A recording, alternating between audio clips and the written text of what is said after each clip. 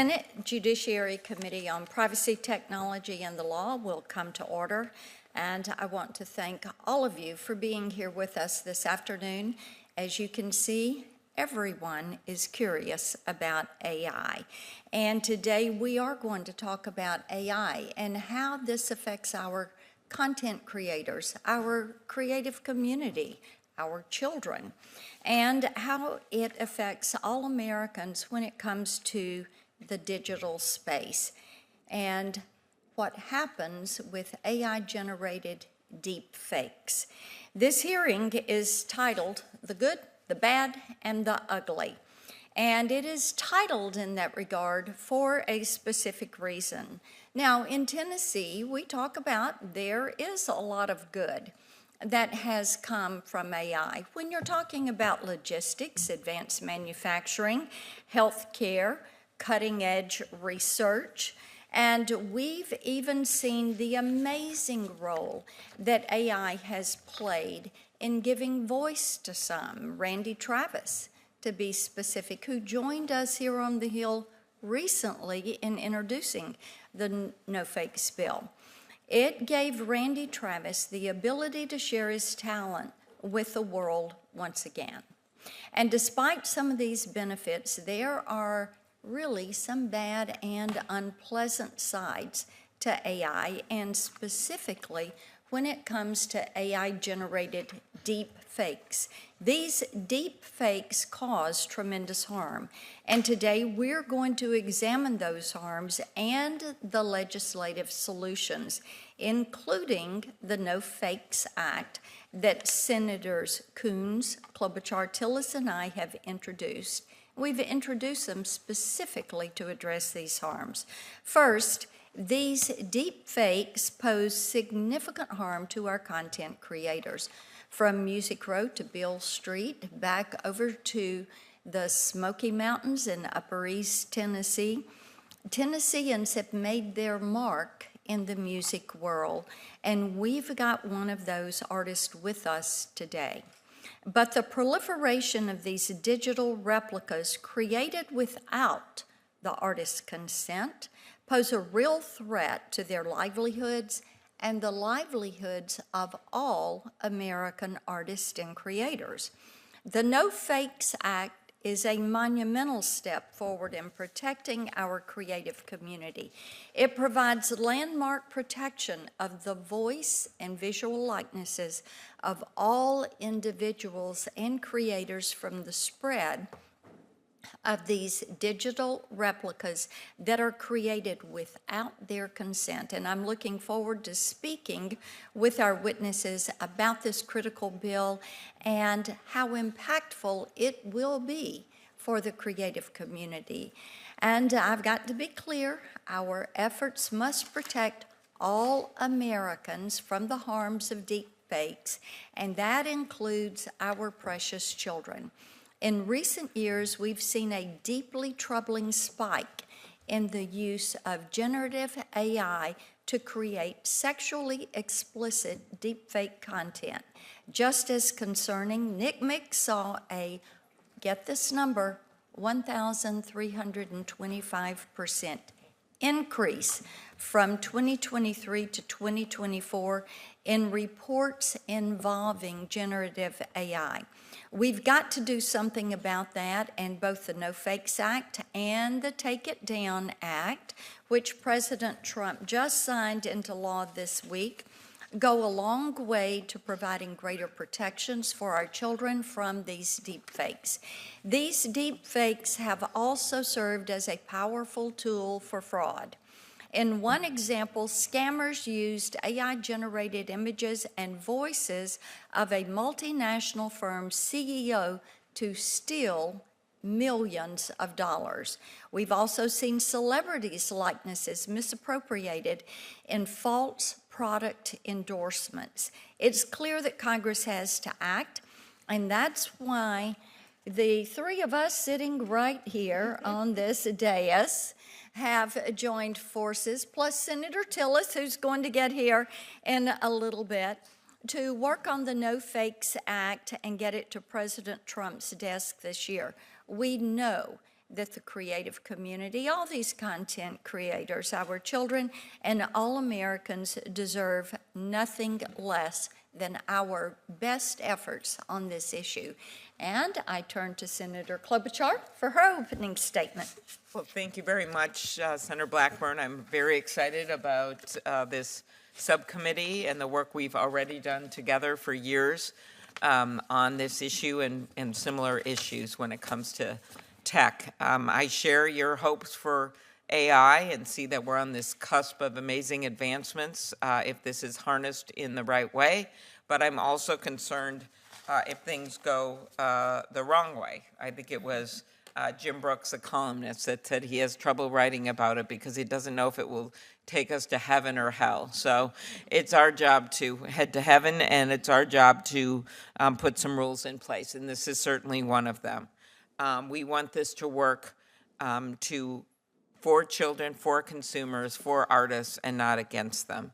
And you brought up the example, Chair, of Randy Travis, who was at the event that we recently had with you and Senator Coons and myself about the bill and how he used AI in such a positive way. But then we know there are these risks. And one of the things that I think is really exciting about this week is that, in fact, on Monday, the president signed my bill with Senator Cruz, the Take It Down Act, into law. This was a bill I discussed with him and the First Lady at the inaugural lunch. It's an example of use every moment you have to advance a cause. Then she supported the bill and hoped to get it passed in the House. Senator Cruz and I had already passed it in the Senate, and we were having some trouble getting it done over in the House. So we're really pleased because it actually does set some track moving forward, even though this bill, that bill is about non-consensual porn, both AI created and non-AI created. It's had huge harmful effects, about 20-some suicides a year of young kids who think they're sending a picture innocently to a girlfriend or a potential boyfriend, and then it gets sent out on their school internet. It gets sent out to people they know, and basically they believe their life is in ruins and don't have any other context and take their own lives. And that's just the most obvious and frightful part of this, but there's others as well. So I'm hoping this is going to be a first step to some of the work that we can do, including with the bill that we're going to be discussing today. So AI-enabled scams have become far too common. We know that. It takes only a few seconds of audio to clone a voice. Criminals can pull the audio sample and personal backstory from public sources. Just last week, the FBI was forced to put out an alert about scams using AI-cloned voices of FBI agents and officials asking people for sensitive payment information. Jamie Lee Curtis was forced to make a public appeal to Mark Zuckerberg to take down an unauthorized deepfake ad that included her digital replica endorsing a dental product.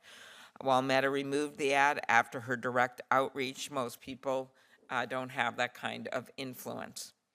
We also need rules of the road to ensure that AI technologies empower artists and creators and not undermine them.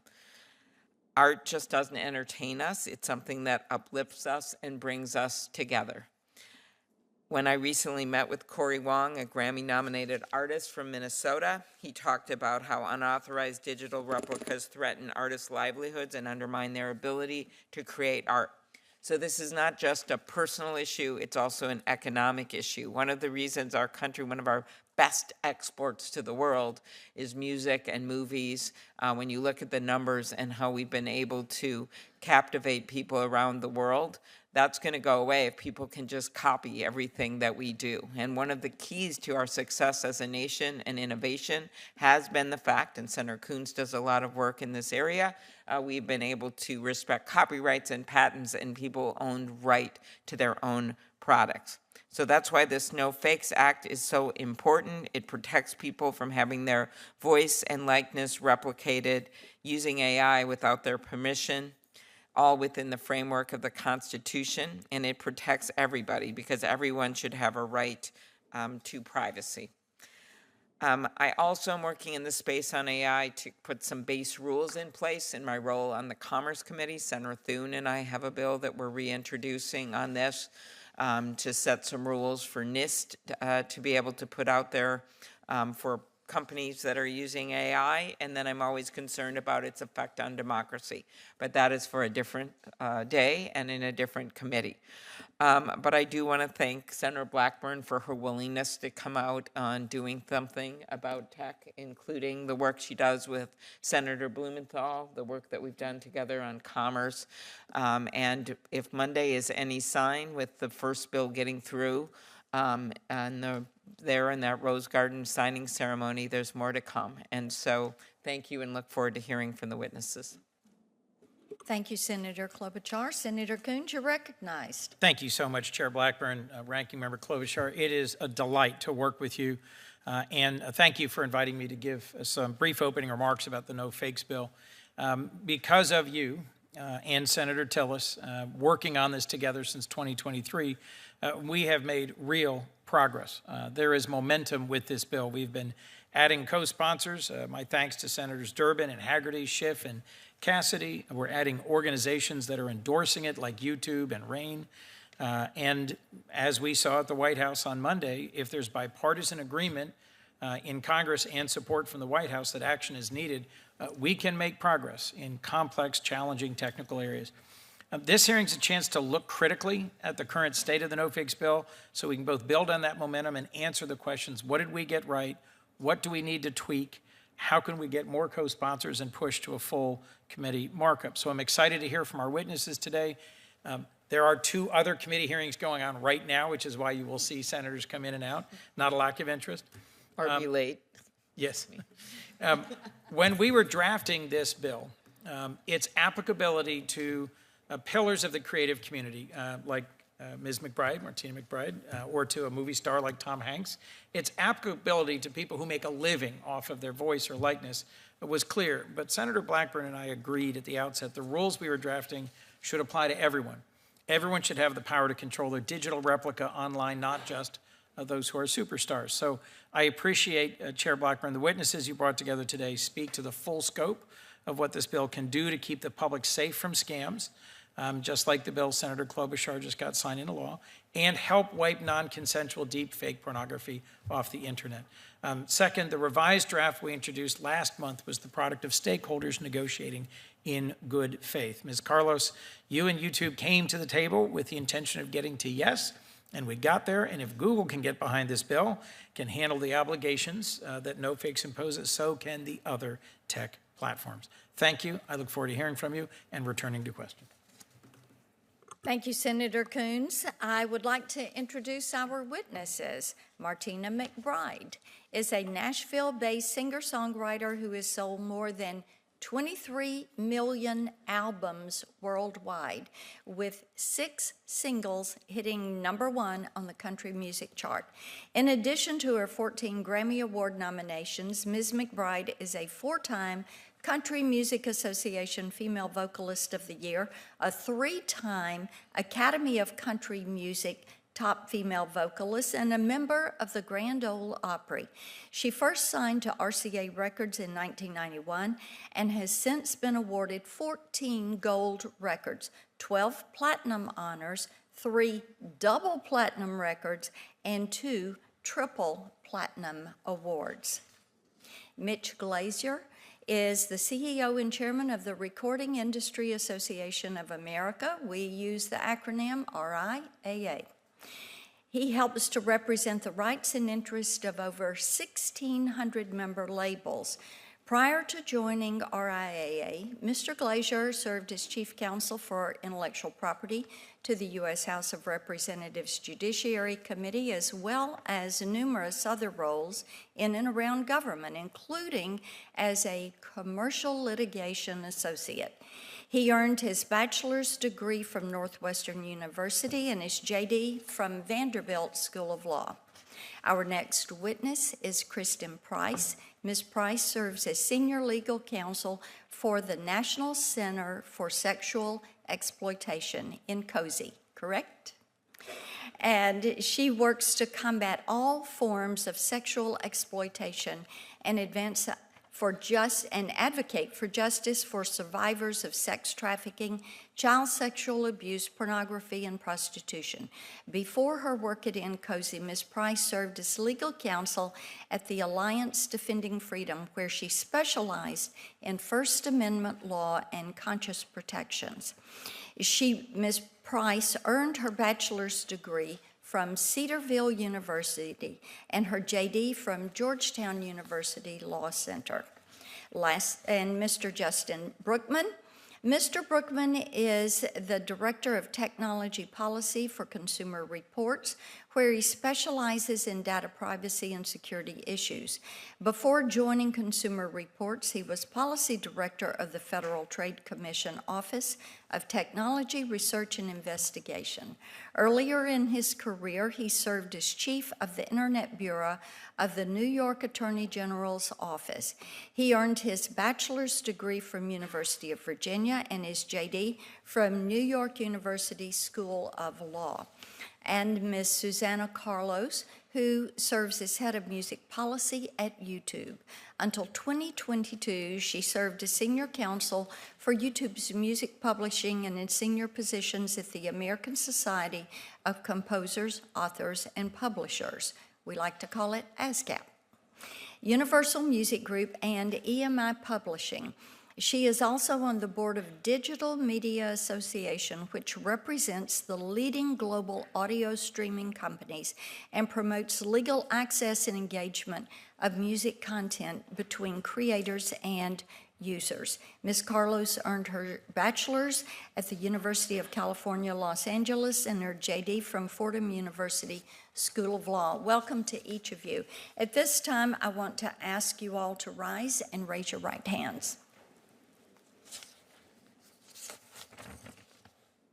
Do you affirm that the testimony that you're going to give to this committee is the truth, the whole truth, and nothing but the truth, so help you God? And let the record reflect that everyone is in the affirmative. We'll begin with our testimony. Ms. McBride, you are recognized for 5 minutes, and welcome. Chairman Blackburn, Ranking Senator Klobuchar, Senator Coons, and members of the subcommittee, thank you for inviting me to speak about S. 1367, the No Fakes Act of 2025, a landmark effort to protect human voices and likenesses from being cloned by artificial intelligence without consent. I'm so grateful for the care that went into this effort, and I want to thank you and your colleagues for making this issue a priority. I started singing when I was 4 years old, and my voice is at the center of my art form. Each of my recordings includes a piece of me that is individual and unique. Songs reflect the human experience, and I'm honored that they are a part of people's lives, from wedding vows to breakups to celebrating milestones and even the special relationship between a mother and daughter. But today, my voice and likeness, along with so many others, are at risk. AI technology is amazing and can be used for so many wonderful purposes. But like all great technologies, it can also be abused, in this case, by stealing people's voices and likenesses to scare and defraud families, manipulate the images of young girls in ways that are unconscionable, impersonate government officials, or make phony recordings posing as artists like me. It's frightening and it's wrong. Congress just took a very important step forward to deal with sexually explicit deepfake images by passing the Take It Down Act. I want to thank all the leaders, including Senators Cruz, Klobuchar, Blackburn, and many on this committee who worked hard with others to push that bill into law. The No Fakes Act is a perfect complement to that effort by preventing AI deepfakes that steal someone's voice or likeness and use them to harass, bully, and defraud others, or to damage their career, reputation, or values.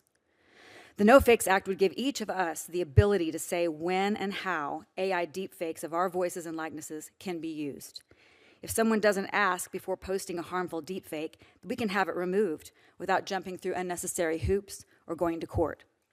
It gives every person the power to say yes or no about how their most personal human attributes are used. It supports AI technology by providing a roadmap for how these powerful tools can be developed in the right way. And it doesn't stand in the way of protected uses like news, parodies, or criticism. I want to thank the technology companies like OpenAI and Google who support this bill, as well as the legions of creators who have worked so hard to advocate for it, and the child protection and anti-sex trafficking and exploitation groups who support it and continue to fight for those who are most vulnerable. In my career, it's been a special honor to record songs that shine a light on the battles that many women fight, especially the terrible battle of domestic violence. Many fans have told me that the song Independence Day has given them strength, and in some cases, the song has been the catalyst that has made them realize that they need to leave an abusive situation. Imagine the harm that AI deepfake could do, breaching that trust, using my voice in songs that belittle or justify abuse.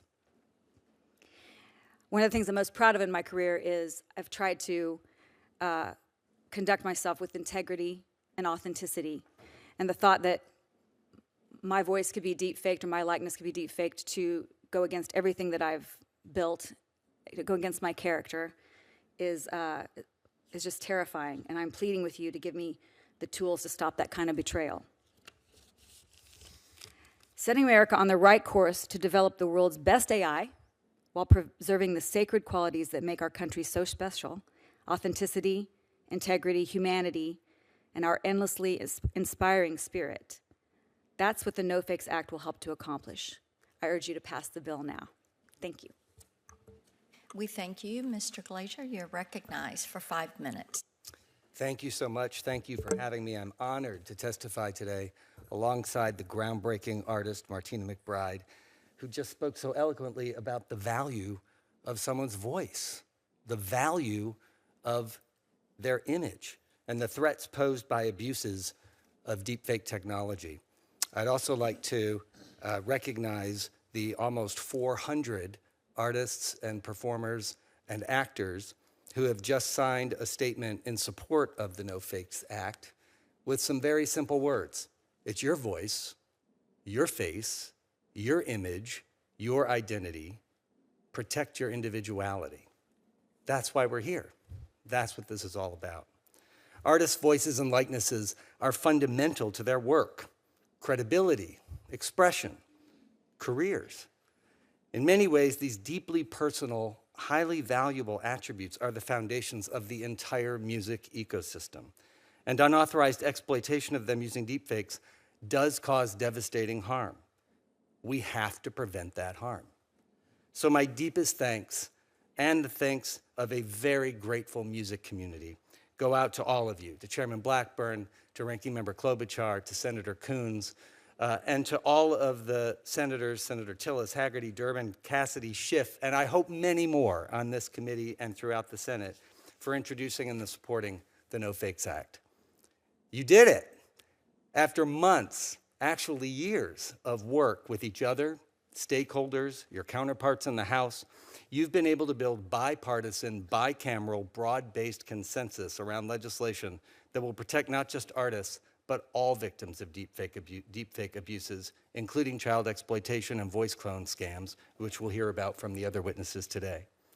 You've shaped a common sense bill that has won the support of AI companies like Google, who's here today, OpenAI, IBM, as well as broadcasters, motion picture studios, child protection groups, free market groups, labor unions, and virtually the entire creative community. That's hard to do. The No Fakes Act provides balanced yet effective protections for all Americans while supporting free speech, reducing litigation, and promoting the development of AI technology. It empowers individuals to have unlawful deepfakes removed from UGC platforms as soon as it can be done, without requiring anyone to hire lawyers or go to court in those situations. It contains clear exemptions for uses typically protected by the First Amendment, such as parody, news reporting, critical commentary. And it encourages AI development and innovation, targeting only malicious applications and setting the stage for the legitimate licensing of rights with real and meaningful consent. No Fakes is the perfect next step to build on after the Take It Down Act. It provides a civil remedy to victims of invasive harm that go beyond the criminal posting of intimate images addressed by that legislation, and protects artists like Martina from non-consensual deepfakes and voice clones that breach the trust she's built with millions of fans. American music is the most valuable music in the world. We lead in investment, exports, and market power. Music drives the success of other important American industries, including the technology industry, through thriving partnerships. If we signal to the rest of the world that it's acceptable to steal Americans' voices and likenesses, we have the most to lose. Our voices and our music are the most popular and will be taken the most, destabilizing the music economy, our intellectual property system, our national identity, and the very humanity of the individuals who bless us with their genius.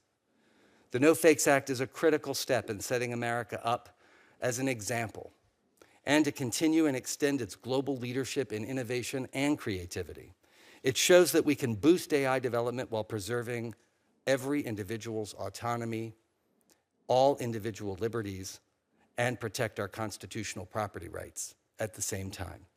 We are really proud to support this legislation, and we vow to help you pass it into law this year. Thank you again. We thank you. Ms. Price, you're recognized for 5 minutes. Chair Blackburn, Ranking Member Klobuchar, thank you for holding this hearing and addressing this truly urgent matter. My name is Kristen Price, Senior Legal Counsel at the National Center on Sexual Exploitation, NCOSE, a nonpartisan nonprofit dedicated to eradicating all forms of sexual exploitation by exposing the links between them. Our law center represents survivors in lawsuits against those who perpetrate, enable, and profit from sex trafficking, including pornography companies.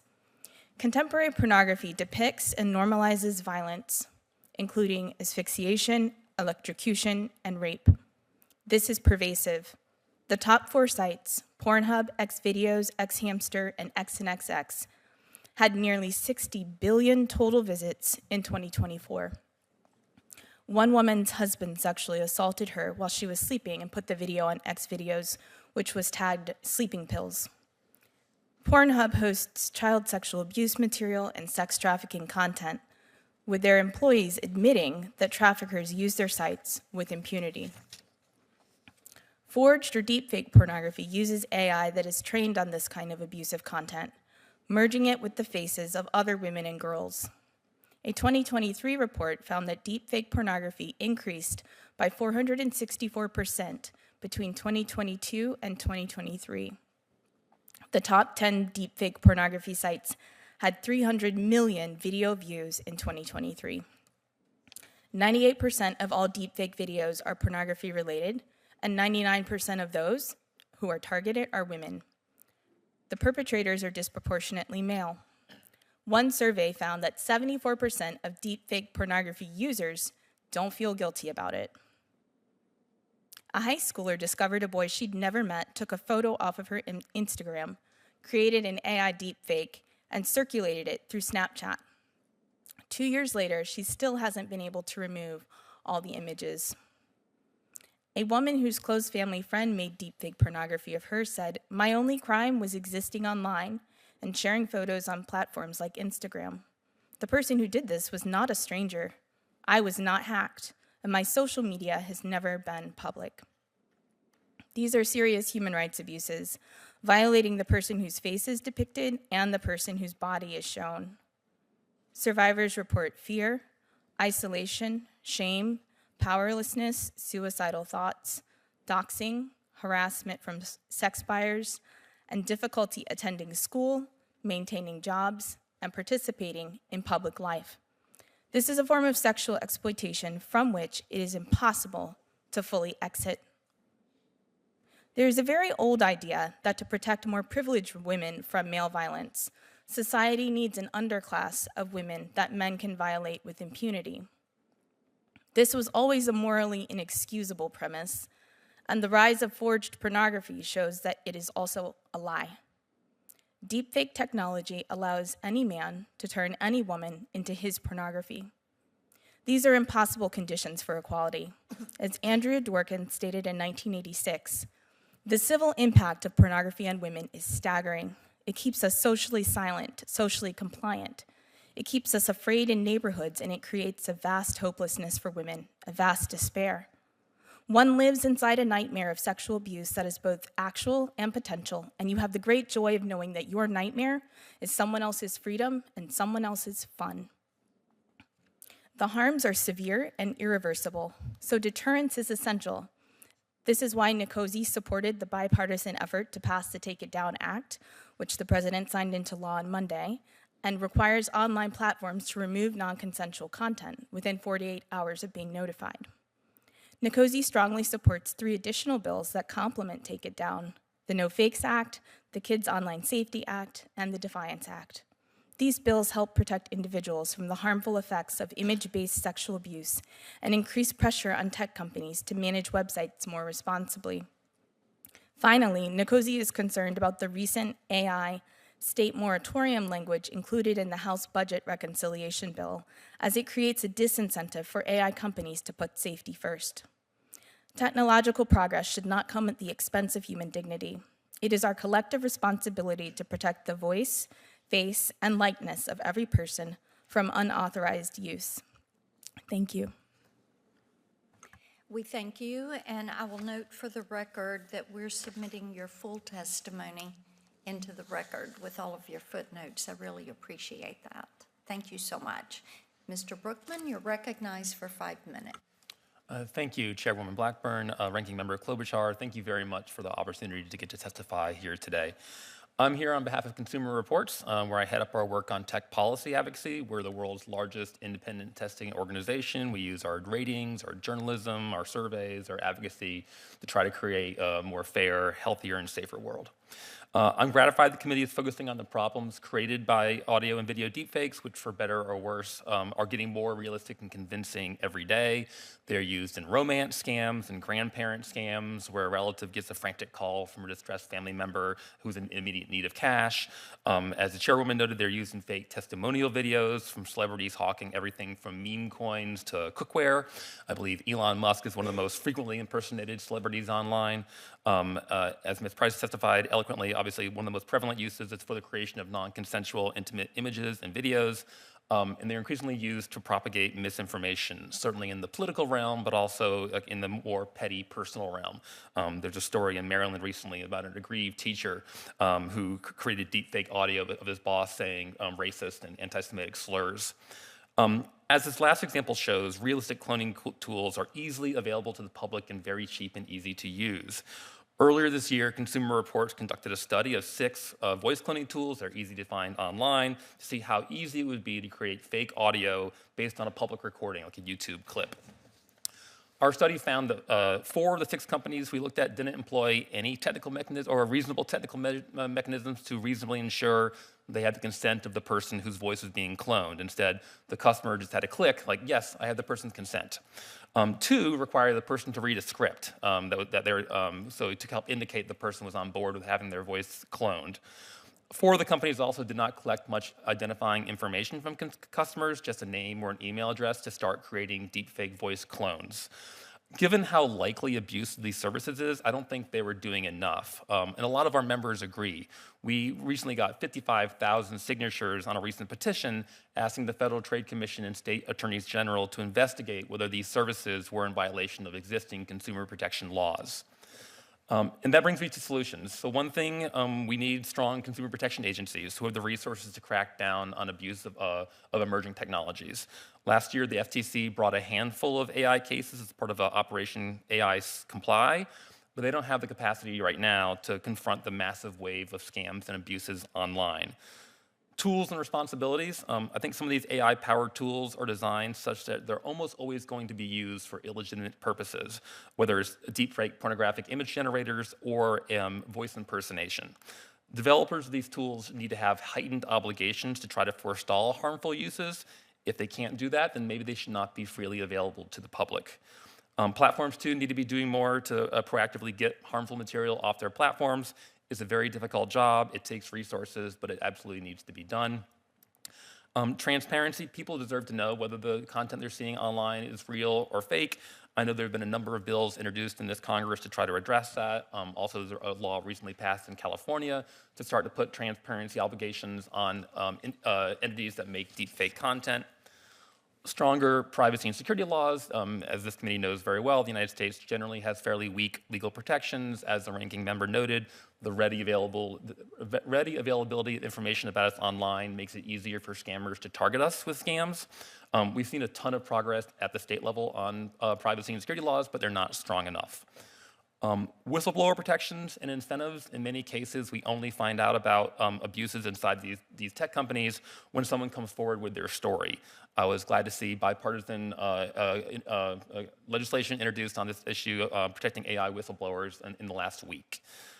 Education, I don't want to put all the burden on consumers, but the reality is this is the world we live in. We need to teach people to look out for these sorts of scams. We're part of a campaign called Pause, Take 9, which tries to train people that if they get an urgent call to action, they should pause, take 9 seconds, think about if this is real or not. And finally, I want to echo the words of Ms. Price about a lot of discussion about a moratorium on state laws policing bad uses of AI. I want to stress this is the wrong idea. AI has tremendous, amazing potential, but as this hearing shows, it has some real potential harms as well. The states have been leaders in trying to address these harms, whether it's privacy, co-opting performers' identities, regulating self-driving cars, rooting out hidden biases, other deepfakes. AI is an incredibly powerful technology, but that does not mean it should be completely unregulated. Thank you very much, and I look forward to answering your questions. And Ms. Carlos, you're recognized for 5 minutes.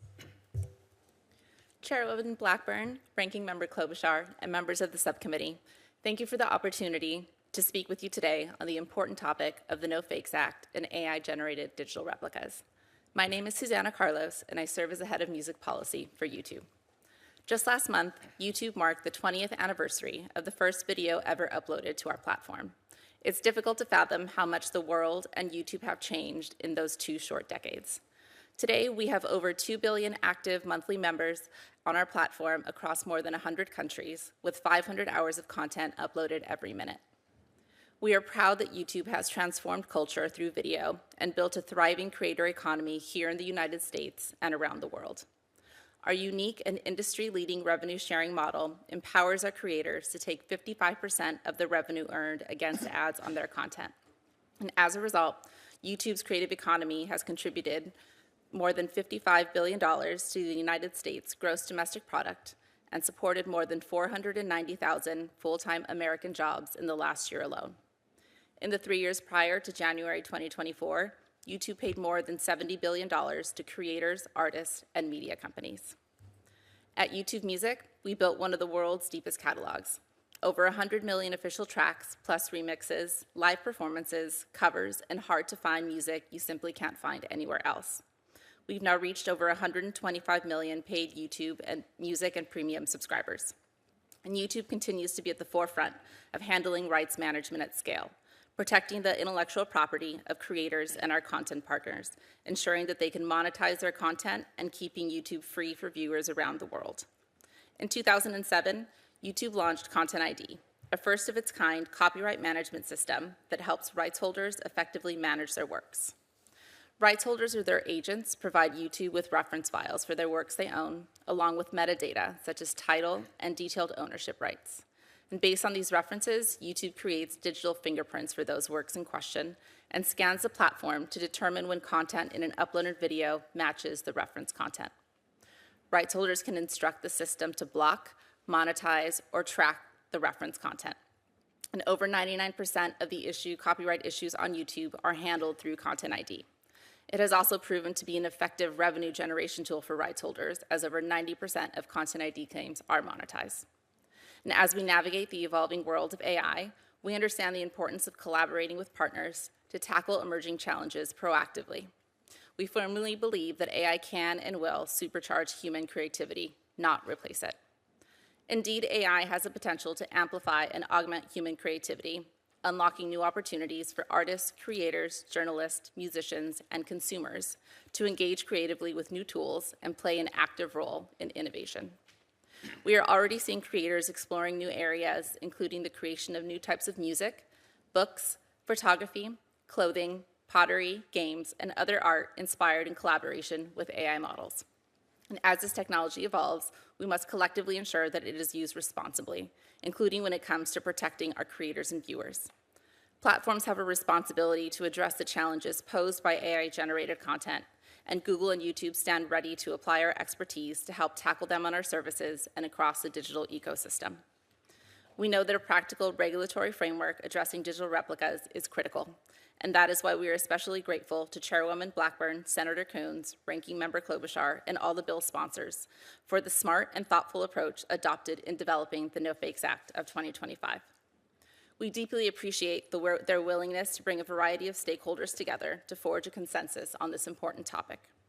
YouTube and Google are proud to support this legislation, which tackles the problems of harm associated with unauthorized digital replicas and provides a clear legal framework to address these challenges and protect individuals' rights. The No Fakes Act appropriately balances innovation, creative expression, and individuals' rights while offering a broadly workable, tech-neutral, and comprehensive legal solution. By supplanting the need for a patchwork of inconsistent legal frameworks, the No Fakes Act would streamline global operations for platforms like ours and empower artists and rights holders to better manage their likeness online. We look forward to seeing the legislation passed by Congress and enacted into law. We have similarly proudly supported the Take It Down Act because it's critical to prevent bad actors from producing and disseminating non-consensual explicit images. We would like to thank Ranking Member Klobuchar along with Senator Cruz for their leadership on the legislation. This is an area we continue to invest in at Google, building our long-standing policies and protections to ultimately keep people safe online. Thank you again for inviting me to participate in today's hearing. I look forward to your questions. And we thank you all for sticking to the 5-minute clock. I didn't have to gavel down a person. These are great content creators, Amy. So there we go. I'm going to recognize myself for 5 minutes for questions. And as Senator Coons said earlier, there are going to be members coming and going because we do have a variety of hearings that are going on. Ms. McBride, I want to come to you first. I think that your perspective is such an important perspective as we talk about this and talk on the direct impact to someone who is creating content. And I appreciated so much that in your testimony, you talked about how your voice and likeness, along with so many other creators, that is at risk, and therefore your livelihood is at risk. So talk a little bit about how harmful deepfakes are in the long term and why it is important to get legislation like this to the president's desk, and then talk about fellow artists that you have spoken with and their concerns on the issue. Well, as you said, it does affect livelihood for art musicians, backup singers, voiceover actors, authors, like so many people in the arts. For me, being established and having done this for over 30 years, that's not necessarily my first concern. I have the luxury of that not being my first concern, but it is a concern for younger artists that are coming up. So, as I said in my testimony, the thing that I'm most concerned with personally is how we work so hard to present ourselves with integrity and a certain character.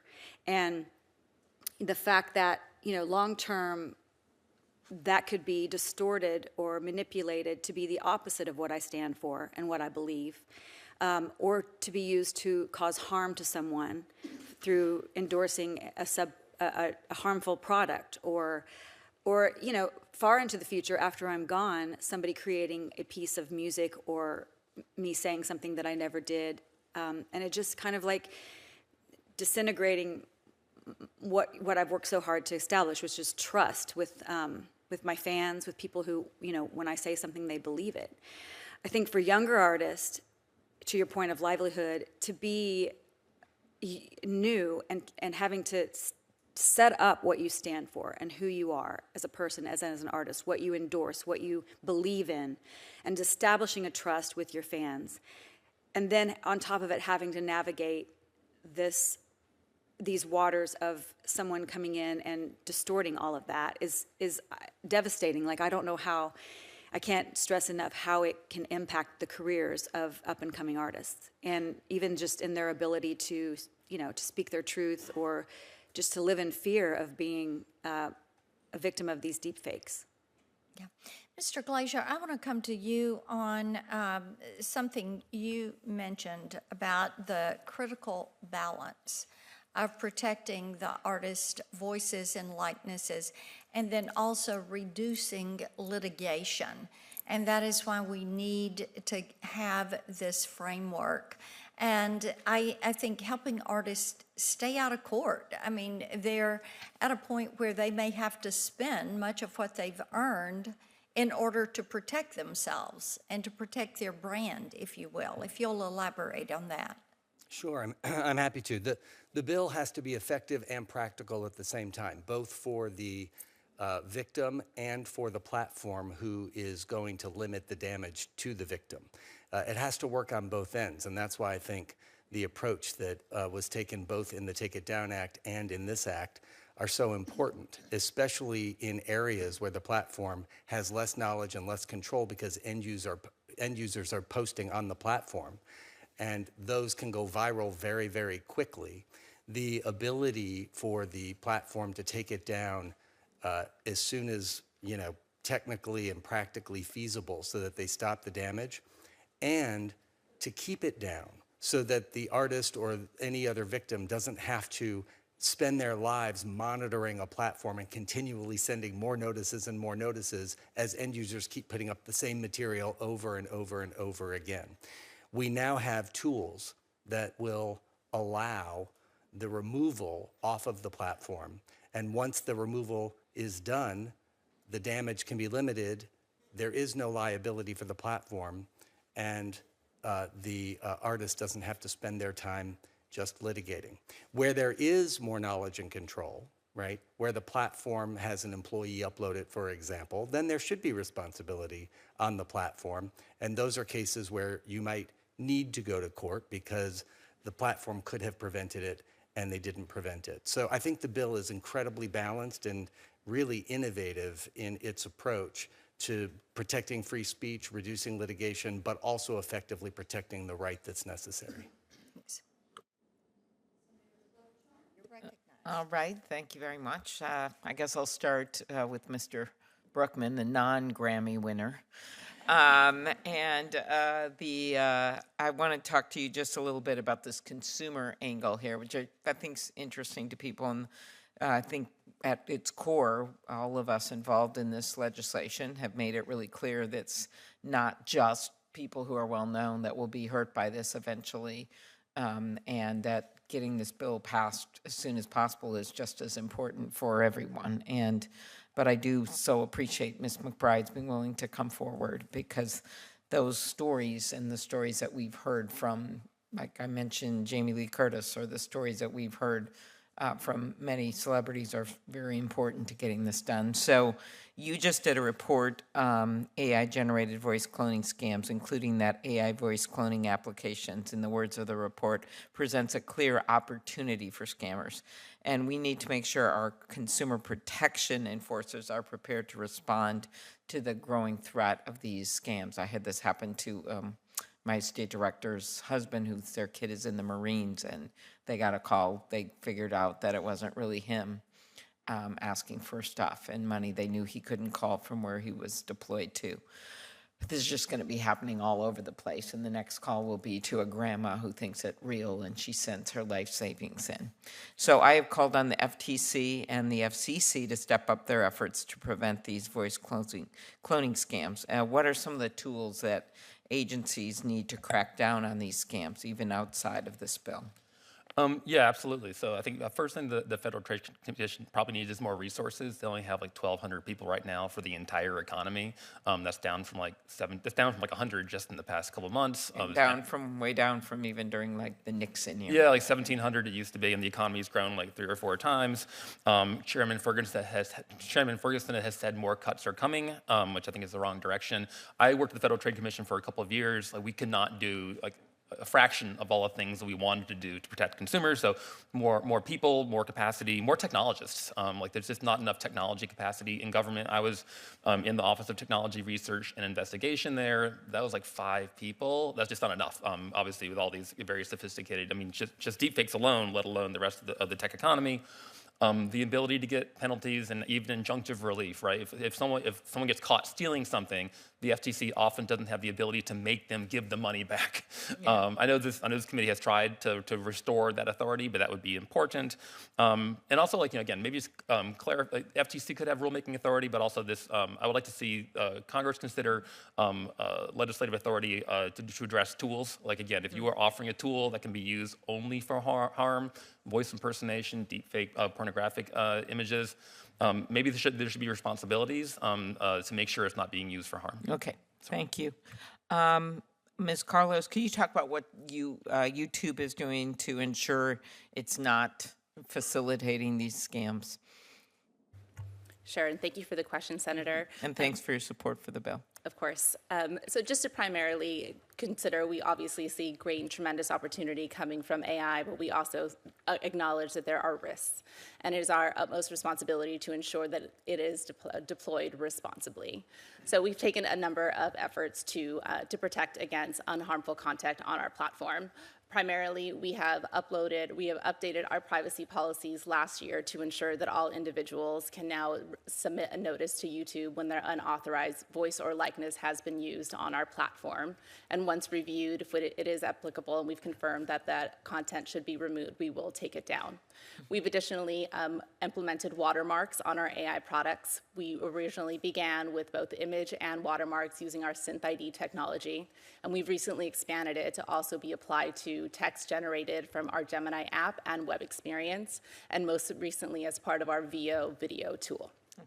We've also taken the additional step to become a member of C2PA, the Coalition for Content Provenance and Authenticity, and there we're serving as a steering member to work with the organization to create indicators and markings that will allow the content provenance that was created off platforms to additionally be recognized, and we're deploying those technologies across our platform. Okay, thank you. We've mentioned the Take It Down Act, and thank you for the support for that. Mr. Glazer, you talked about how this is the first federal law related to generative AI, and that it's a good first step. And could you talk about how, if we don't move on from there and we just stop and don't do anything for years, which seems to be what's been going on, what's going to happen here and why it's so important to do this? I think there's a very small window and an unusual window for Congress to get ahead of what is happening before it becomes irreparable. The Take It Down Act was an incredible model. It was done for criminal activity, cabined in, right. You wrote it. But it was a great model, but it only goes so far. But we need to use that model now, and we need to expand it carefully in a balanced way to lots of other situations, which is exactly what the No Fakes Act does. Right. And I think, we have a very limited amount of time in order to allow people and platforms to act before this gets to a point where it's so far out of the barn that instead of encouraging responsible AI development, instead we allow investment and capital to go into AI development that hurts stealing us. Things, yes. So let's encourage investment the right way to boost great AI development and be first. Let's not be the folks that encourage investment in AI technologies that really harm us. Mm-hmm. And Ms. Price, you expressed concerns about this 10-year moratorium on state rules. I'm very concerned, having spent years trying to pass some of these things, and I think that one of the ways we pass things quickly, like Mr. Glazer was talking about, is if people actually see a reason that they don't want a patchwork, they want to get it done. But if you just put a moratorium and you look at like the Elvis law coming out of Tennessee, Ms. McBride, and some of the other things that would stop all of that, could you, my last question here before we go to another round, could you talk about why you're concerned about what is right in front of us now, which is this 10-year moratorium? Yes, thank you for the question, Senator. We're concerned about the moratorium because it's basically signaling to the AI companies that they can kind of do whatever they want in the meantime, and it inhibits states' ability to adapt their laws to this form of technology that's changing very quickly and then has this potential to cause great harm. Thank you. And I know Senator Coons is on his way and Senator Hawley is coming back, but Ms. Price, staying with you, you talked about the Take It Down Act and the importance there. But touch on the gap that No Fakes fills for a child who may have something posted, but yet it doesn't fit under Take It Down, and how this would open up an avenue of recourse for them. Yes, thank you, Senator. So under the No Fakes Act, because there is a private right of action, there would be another way essentially for a victim to seek accountability from a perpetrator or platform, which is really important because the layers of accountability are what really deter bad actors from engaging in harm. So having the criminal, but then also having the ability to do the private right of action, the civil action, is important. And speaking to the states and their actions, I do want to mention that Tennessee passed the Elvis Act, which is like our first generation of the No Fakes Act. And we certainly know that in Tennessee we need those protections. And until we pass something that is federally preemptive, we can't call for a moratorium on those things. So, Excellent statement. of course. Of course. Ms. Carlos, I want to talk with you for just a minute. And we're grateful for the support that you all have talked about. And there's a provision in the bill that I know is important to your platform and many others, and that's the notification piece. And giving individuals harm. You've talked about artists being able to contact you, but for you all to be able to notify and letting people know about this and then asking for that content to come down and then taking that action. As we have worked on the Kids Online Safety Act, one of the complaints that had come to Senator Blumenthal and I from individuals that tried to get things off was they could not get a response. So this is something that notification is an imperative. So talk a little bit about how you're approaching notification. Thank you. Thank you for the question. Yeah, so in looking at the framework of No Fakes, again, we began with a voluntary framework on YouTube, which allows individuals to notify us when digital replica content of them is online. And this is smartly mirrored in the No Fakes Act. It empowers a user to identify content and flag it to us when they believe it should be removed for an unauthorized use of their voice or likeness. And as you mentioned, that notification is critical because it signals to us when the difference between content that is authorized and harmful fakes.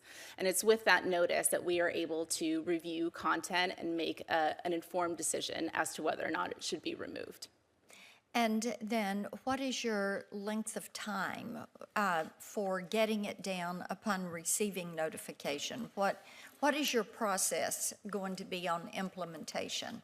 Sure. So as a similar framework we envision as under the DMCA, where a web form would be easily available for any user, quickly filled out and then submitted to our trust and safety team, we make every effort to review every notice on a case-by-case basis and remove it as soon as possible.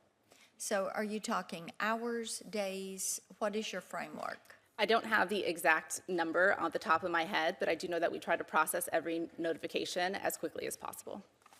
Thank you. If you will check on that. Sure. And then get that information back to us, I think we would like to know that, because the fact that this has taken such lengths of time for people to have any kind of response has been very difficult for consumers, and they feel like they're talking to the outer space and nobody is listening and nobody's responding. Thank you for flagging the concern. I'd be happy to follow up with you in the committee. I appreciate that. Senator Coons, you're recognized for 5 minutes. Thank you so much, Madam Chair. I'd like to first thank Ms. McBride for being here to testify in support of no fakes. Could you speak to why this bill is so important, both to protect artists like you and to protect your fans? Thank you. I think that it's important because it's, as artists, we hopefully want to speak the truth. We want to build a relationship with our fans in which they trust us. So when they believe what we say.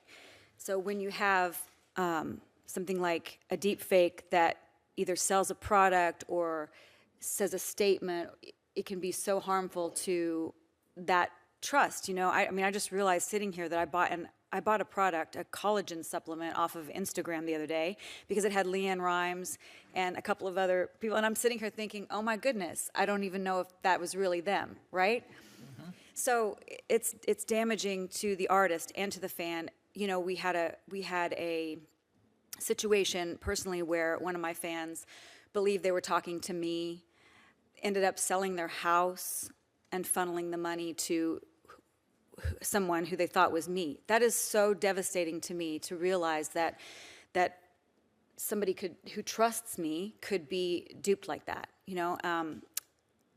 And then also I think that eventually somebody who is duped by a deep fake is going to be angry enough to you know, have retribution, which we're on stages in front of thousands of people, we're in public places, so it's a danger to the artist as well.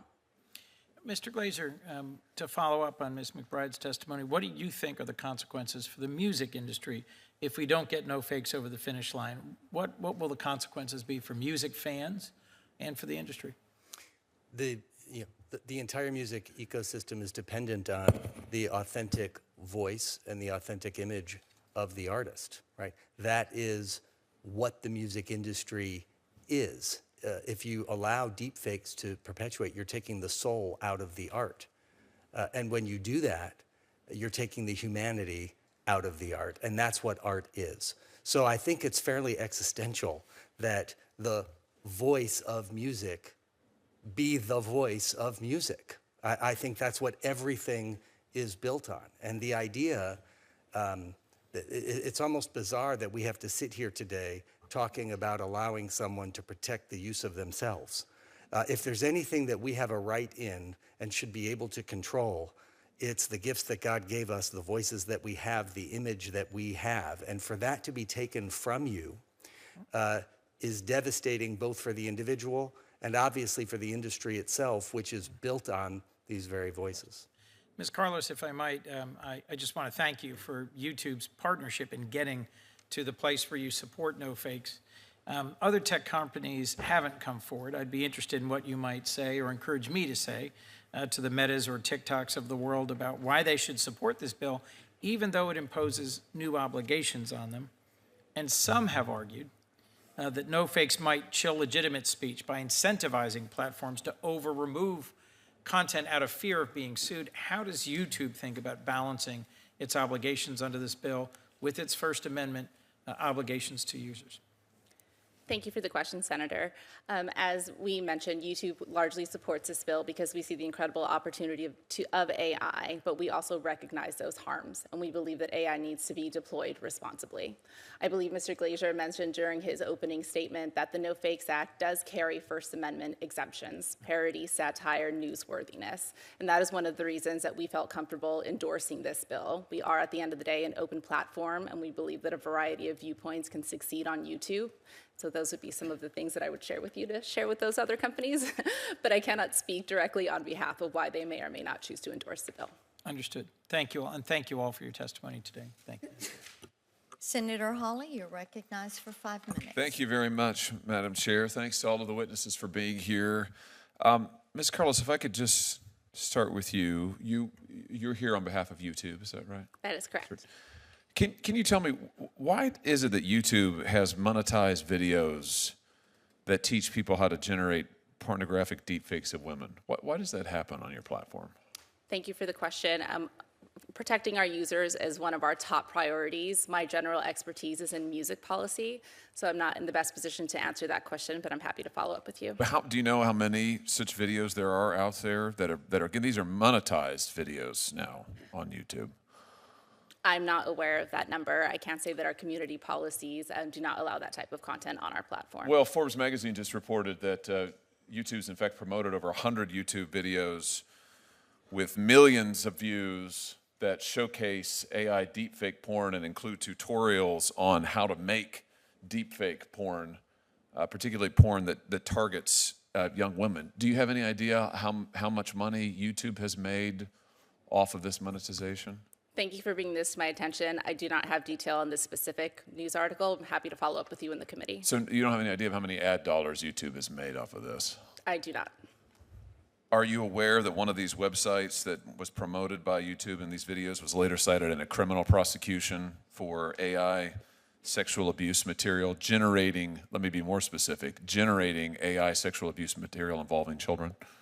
Thank you again for the question, Senator. As we mentioned earlier, YouTube has endorsed the Take It Down Act, and we take these issues very seriously. Again, I'll notify that I represent music policy and do not have that information to give you a fulsome response during today's hearing. Let me ask you this then. If a teenage girl's face ends up in an AI porn video on your platform, what does YouTube do about it? What's her recourse right now? What can she do to get some recompense, get some restitution?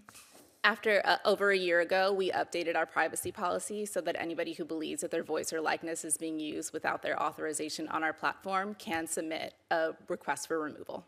A request for removal. Is there some policy in getting reimbursement for any profits the company may have made, again, if these videos are monetized? I mean, does the victim get a share of anything? I'm not aware of those policies. I would have to follow up with you, Senator. Why is it that the enforcement of YouTube's own policy here seems to only happen after videos go viral? Is there a reason for that? I do not have the answer to that question to you. Do you know how many AI-generated deepfake videos or deepfake content is removed before a victim complains? Does the victim have to complain before YouTube does anything? Again, my specialty is in music policy. I do understand that we use technology such as AI to search for that content, and when it is in violation of our policies, we will remove it. Let me ask you about this.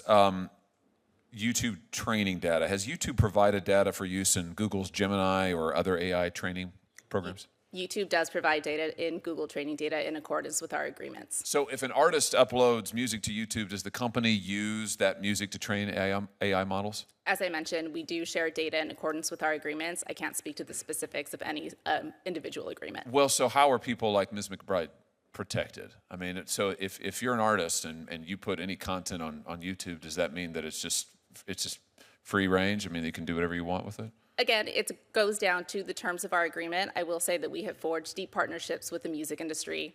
We came out of the gate with forming AI music principles with the music industry and are continuing to experiment with them to see how AI can best benefit their creative process. So are there privacy protections? You're telling me YouTube has in place privacy protections for artists? They apply to all individuals on our platform. Oh, so is this, you have to, this is the click wrap scenario? This is in order to watch cute dog videos or whatever, you've got to click the I consent, and that wraps in, you basically give consent for your stuff to be used? There are all different types of various agreements, but our terms of service are included in that batch of agreements. So I guess my question is, where are users told about their privacy protections if they have any, and where do they explicitly consent?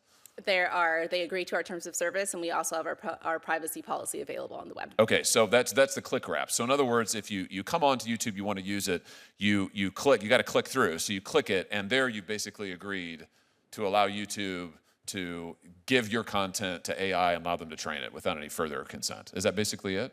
Again, we implement our policies, and in terms of our agreement are what govern what goes into our training. Well, I'm asking you the content of that agreement. So in other words, if I'm an artist and I upload something to YouTube, and yeah, sure, I've clicked the button that says, yeah, I want to be able to use YouTube. Are you telling me that I don't have any further recourse? If YouTube then goes and gives the information to AI models and systems, there's nothing further I can do? Or am I missing something? It is. If it is in accordance with our agreements, we will share that data. Yeah, that seems like a big problem to me. That seems like a huge, huge problem to me. And the fact that YouTube is monetizing these kind of videos seems like a huge, huge problem to me. I'm glad you're here today. I wish there were more tech companies here today. But we've got to do more. I mean, YouTube, I'm sure, is making billions of dollars off of this. The people who are losing are the artists and the creators and the teenagers whose lives are upended. We've got to give individuals powerful, enforceable rights in their images, in their property, in their lives back again, or this is just never going to stop. Thank you, Madam Chair. Thank you, and that is the reason we have the No Fakes bill, and we are trying to push it across the finish line. I would like to offer a second round. Senator Klobuchar, do you have additional questions? Very, very short. I know that Senator Coons has asked some of my questions about just people's personal experience with this. I guess I'd ask you, Mr. Glazer, I'm not sure you were asked about this. Do you agree that using copyrighted materials to create copycat content undermines the value of the music created by artists and could chill creation of new art? Absolutely. If you are able to copy copyrighted material for any purpose without consent, you're basically allowing the person who's copying to make the money and to do with it what they want, but not the creator who's supposed to actually control it and who made it to be compensated for it and to control its exploitation. It's the very opposite of what the Constitution calls for in creating intellectual property. Very good. One last question, just last one. On the consumer education issue that was raised, thank you. I'm sure you all care about it, but Mr. Brookman, so while we should not place the burden solely on consumers to protect themselves from AI scams, I don't think that's going to work very well. What steps should Congress take to help educate consumers when it comes to AI literacy and the like? I think it's something we could have some agreement on. So. Yeah, I mean, I think a public spending the money for a public awareness campaign is I think a really good idea. I think people are hear stories of friends who it's happened to, but a lot of people just have no idea that the things they see online, the things they see on Facebook are just not real. So in addition to laws, you know, one that says I'm the 4th richest woman in the world now. Congratulations. Yeah, that just is this week. I'm sorry, I don't want to exaggerate. America. And then people try to defend me by sending out the list of the top 10 richest with like Oprah, and I always think it's kind of sad that I'm nowhere near it. But yes, that's the latest thing that's out there. Go on. Yeah, Mr. Brookman. Training people to be aware of it, to think about it, just to watch out for social engineering attacks, false calls for urgency. The deepfake voice right now is usually good for a little while, but it's getting better, right? And it's going to continue to get better. So one idea is having a family safe word, right? Like a word that only you and your family know that the scammer can't get. But like they have access to a lot of personal data about us, so we are all vulnerable. The numbers are going up dramatically. So just like teaching people, like I said, it's a shame we have to teach people to do this, but it is the world we live in. Okay, thank you. Thank you, Senator Blackburn. Ms. Price, I was glad to see President Trump sign the Take It Down Act earlier this week. Why is no fake still necessary if Take It Down is on the books? Thank you, Senator. No fakes is still necessary because it provides a way for victims to bring a civil lawsuit on their own behalf. And so there's an importance to having, yes, on the one hand, the criminal piece, the criminal law accountability, and the required takedown under the FTC, but then, of course, the victims being able to bring their own lawsuit if they wish to do that. It's more effective for deterrence to have multiple things. Ms. Carlos, why did YouTube come to the table?